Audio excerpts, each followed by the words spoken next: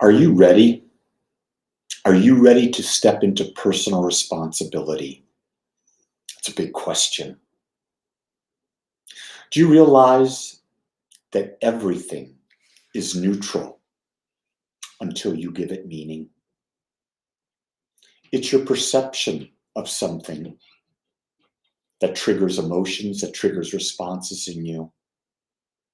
This is clearly evident when you look at people having the exact same experience or witnessing the exact same event, and their emotional experience is different.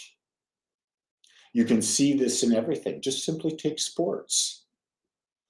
Kansas City Chiefs scored a touchdown, people are excited.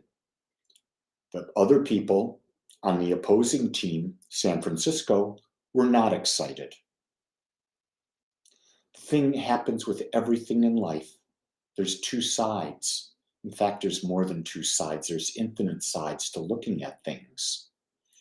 But we don't want to accept personal responsibility because why? Well, we've been brainwashed. We've been domesticated. Domesticated believing that we can have a one-sided life. The fact of the matter is, all sides of life are available to us in every moment. And here's the key thing. You are responsible for your view of life, how you see life, but you're not responsible for anyone else. And this is the rub, because we want other people to see the world as we are. And the fact of the matter is, they can't, because they come from a completely different perspective.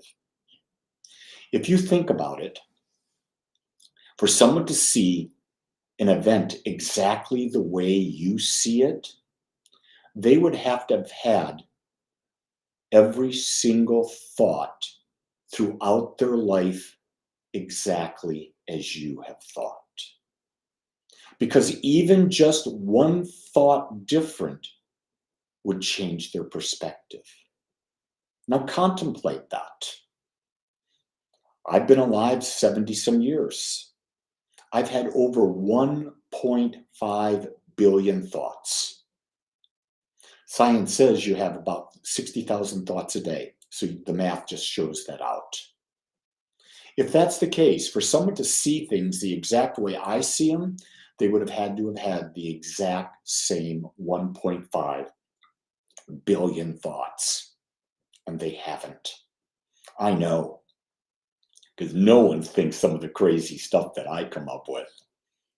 And no one thinks some of the crazy stuff that you come up with. And that's a good thing. Sometimes it's good because our thoughts go all over the spectrum. And they're meant to. We want our thoughts to be not just labeled into a specific range and set. Because if that was the case, we wouldn't have new thoughts. And without new thoughts, we wouldn't have new experiences. That's why science of mind, unity, divine science are called new thought. It's not that it's a new movement. It's just that with every new thought, you create a new. When you have this awareness, you are ready to step into personal responsibility. And it's not an easy thing to do, because there are times we wish we could just not deal with what's in front of us. But the fact of the matter, what's in front of us is a reflection of who we are on the inside.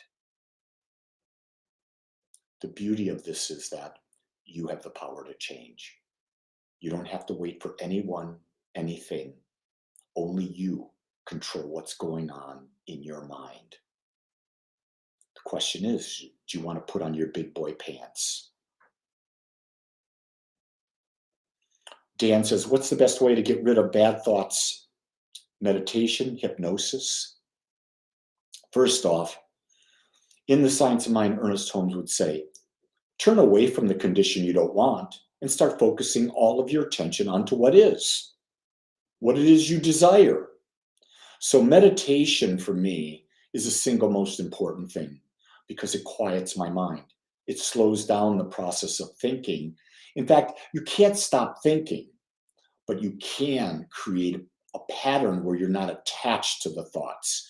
If you're having bad thoughts over and over again, you're attached to those thoughts. So you've sort of got to ask, what are they feeding in me? Why am I having them? How is that? And you really even don't have to do that. You just got to start thinking a new thought and hold it there. Hypnosis is simply a tool to get you to see things and do things differently. You can begin right now. If it's health, think about what it would be like to have a healthy body. What is a healthy body? And only think thoughts of health. Do not think the thoughts of dis-ease. Think thoughts of health. If it's abundance, think abundant thoughts. What you can do, Dan, and everyone else listening, you can focus on what's going right in your life. Go into a state of gratitude. What health do you have that you can be grateful for? You're just alive. That's enough to be grateful for. Well, you've got a roof over your head. You've got a car. You've got clothes. You've got some food. Be grateful.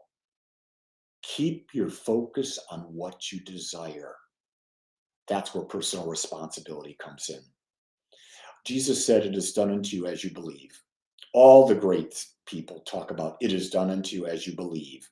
Believes are your thoughts, words, actions, and feelings aligned toward a specific result, held persistently and consistently, consciously and unconsciously. That was a mouthful, but that's what it takes to change. Build a new belief. And when you do, you've stepped into personal responsibility because you understand only you can build that new belief. It's a great day to be alive. Make it so for you. Much love and aloha.